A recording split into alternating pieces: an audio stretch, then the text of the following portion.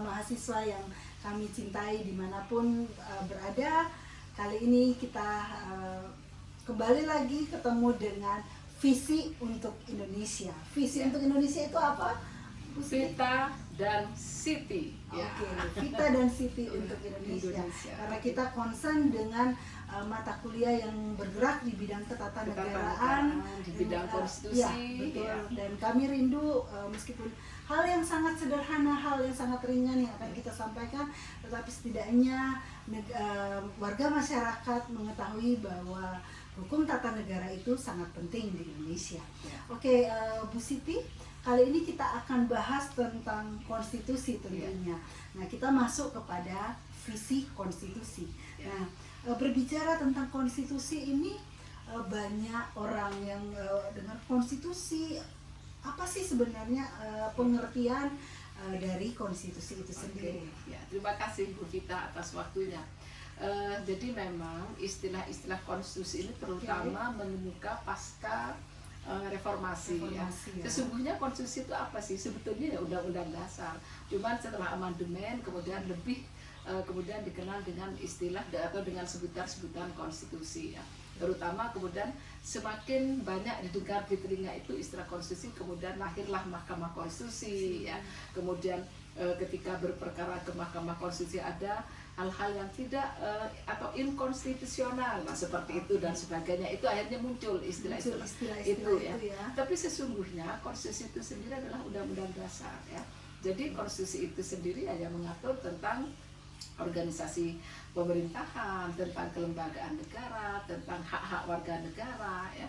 Yaitu sesungguhnya yang diatur dalam konstitusi ya. Tapi ada yang mengatakan bahwa konstitusi itu ada konstitusi tertulis dan konstitusi tidak tertulis ya.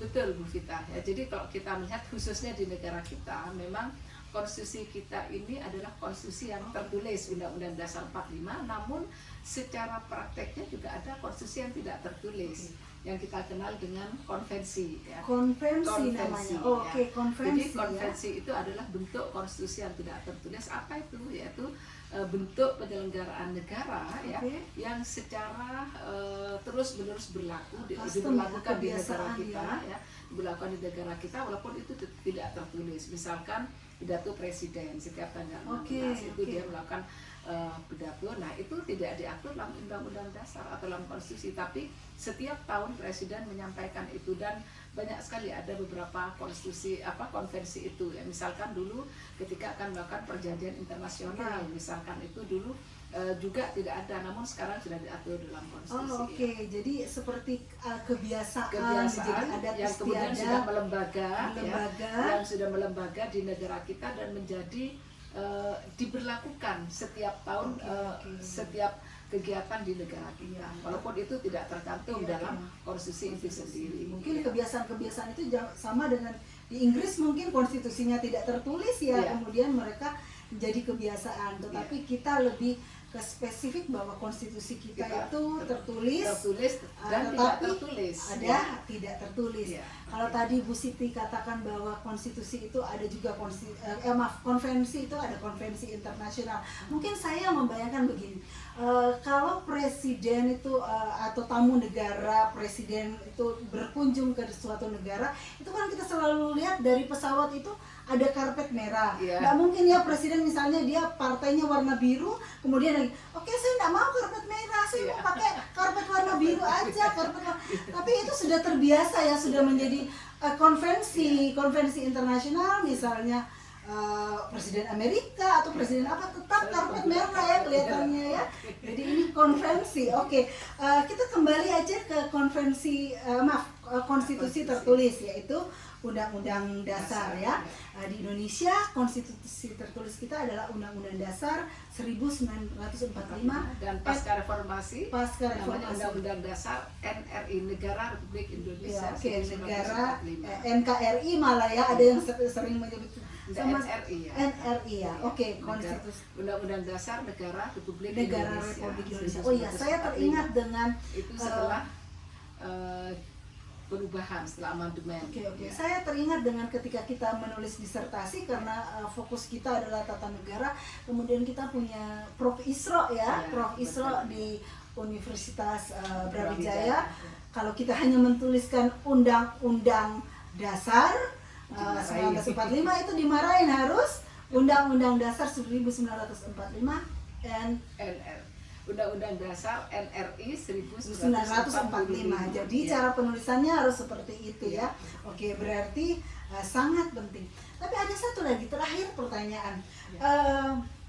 Ketika orang menyebut konstitusi, kemudian ada muncul istilah konstitusi, konstitusional, kemudian konstitusionalisme. Apa perbedaan dari ketiga hal itu? Oke ya. Jadi kalau konstitusi tadi kan sudah saya jelaskan, dia merupakan sebuah ketentuan ya mengenai sistem ketatanegaraan kita yang mengatur tentang organisasi penyelenggaraan negara, kemudian kelembagaan ya, kemudian tentang kewarganegaraan maupun hak asasi manusia, itu adalah konstitusi ya. Nah, kalau konstitusional ya itu adalah segala tindakan ya atau perilaku seseorang penguasa ya berupa kebijakan yang didasarkan pada konstitusi ya. Jadi apa yang dilakukan orang itu ya, penguasa itu atau pejabat ya atau orang yang punya kewenangan untuk melakukan tindakan itu sudah sesuai konstitusi atau tidak ya. Artinya sudah berdasar pada itu enggak. Kalau itu tidak berdasar, maka kemudian kebijakan-kebijakannya tidak mengacu pada undang-undang dasar atau pada aturan-aturan negara yang lain, maka itu tindakannya namanya inkonstitusional ya. Oleh karena itu Bu Vita kalau melihat nanti ketika ada pengujian undang-undang ke Mahkamah Konstitusi, maka kemudian ketika dalam permohonan pasti menyatakan pasal ini inkonstitusional karena bertentangan dengan undang-undang dasar atau yang biasa dikenal apa judicial review ya. Maka di situ dikatakan inkonstitusional karena bertentangan dengan undang-undang dasar pasal sekian itu. Artinya tindakan penyelenggaraan negara itu tidak berdasarkan pada konstitusi ya. Gitu ya. Nah, sementara kalau konstitusionalisme itu kan paham ya. Jadi ini adalah suatu paham mengenai pembatasan kekuasaan ya. Pembatasan kekuasaan dan jaminan hak-hak rakyat melalui konstitusi. Nah, pembatasan kekuasaan yang dimaksud itu apa ya? Saya ingat dengan teori Shahram Basah yang menyatakan pembatasan kekuasaan dimaksud itu adalah pembatasan atas dan pembatasan bawah. Nah, apa namanya batas atas? Nah, di situ yang dimaksud dengan batas atas itu adalah bahwa penyelenggara negara itu dalam menjalankan kewenangannya, dalam menjalankan fungsinya, maka dia disumpah. Maka ketika dia melaksanakan kebijakan-kebijakannya, maka harus ingat bahwa dia itu adalah berdasarkan nilai-nilai ketuhanan yang Maha Esa. Harus ada berdasarkan pada ketuhanan yang Maha Esa. Artinya apa? Dia harus jujur ya, harus adil ketika menuangkan dalam kebijakan murni itu adalah kebutuhan masyarakat. Bukan karena kebutuhan masyarakat, kebutuhan warga negara, kebutuhan negara, bukan kepentingan pribadi atau bukan kepentingan kelompok atau kemudian suatu organisasi tertentu. Itu yang dimaksud dengan kebijakan batasan atas ya. Nah, kemudian batasan bawahnya apa? Bahwa kebijakannya itu tidak boleh bertentangan dengan hak-hak warga negara atau tidak bertentangan dengan hak asasi manusia. Nah, itu namanya bahwa ketika kebijakan yang dikeluarkan itu bertentangan dengan hak asasi manusia, maka ini sudah konstitusinya tidak tercapai ya. Yang kemudian akibatnya ketika itu merupakan produk hukum ya, berupa undang-undang, pasti itu nanti akan diuji ya ke Mahkamah Konstitusi karena di situ juga ada peraturan yang kemudian atau kebijakan yang dilahirkan itu tidak sesuai dengan tidak memperhatikan hak-hak warga negara. Padahal kalau kita lihat dalam Undang-Undang Dasar Negara Republik Indonesia 1945, muatan tentang hak asasi manusia itu cukup banyak ya. Ada tambahan dalam pasal 28 ya, itu terus ya. Itu banyak sekali itu ya. Tentang itu semuanya menyangkut tentang hak-hak asasi manusia. Oleh karena itu dalam konstitusionalisme ini harus ada keseimbangan bagi seorang pejabat atau penguasa negara ya, atau penyelenggara negara, bahwa dalam membuat kebijakan itu memang harus bahwa dia memang murni itu untuk kebutuhan negara ya, kepentingan negara, kepentingan institusi ya. Nah, tetapi juga dalam kebijakan itu jangan sampai melanggar hak-hak warga negara atau mengganggu hak-hak asasi manusia. Ya.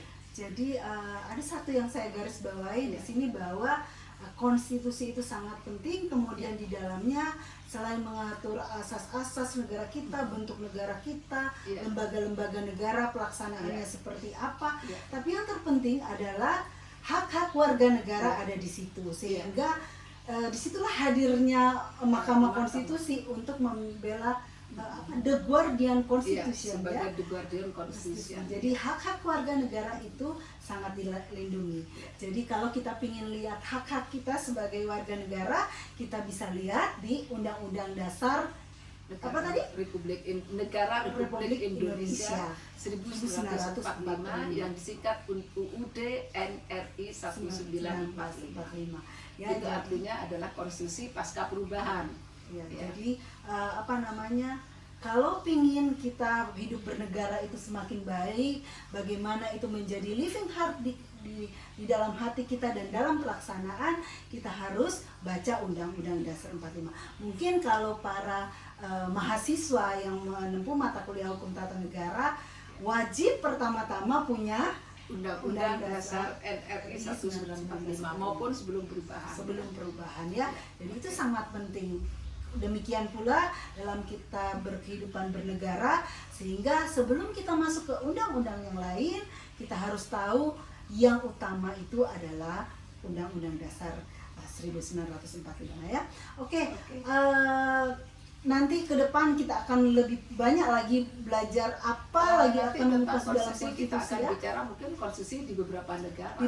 Saya nanti akan tertarik ingin menyampaikan tentang konstitusi Madinah misalkan, atau Piagam Madinah. Bagaimana nanti persamaannya dengan konstitusi dengan kita, di negara kita. Oke. Saya rasa sampai di situ di sini dulu Bu Siti.